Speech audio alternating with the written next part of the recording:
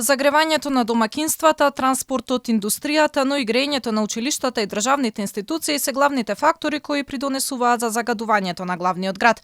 Ова го покажаа резултатите од студијата за пропорционирање на загадувачите на воздухот во градот Скопје.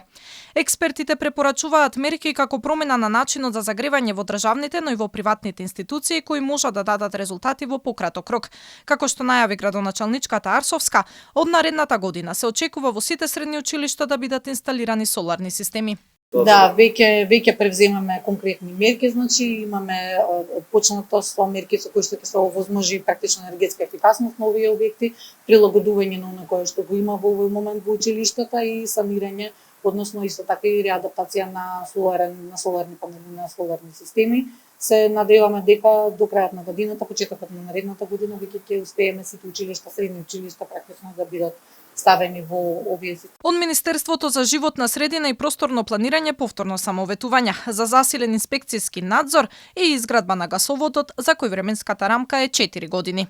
И што има нешто друго, тоа значи дека неконтролирана грејење од улје и така натаму во државата. Тоа значи дека ние мора да се вклучиме други институции заедно со полиција да контролираме тие загадувачи во нашата држава кои се работат без А интегрирана или Б интегрирана дозвола во државата. И инвестираме време и средства на државата на мрежа на гасовод. Инаку, временската рамка на студијата е од октомври 2020 до ноември 2021 година.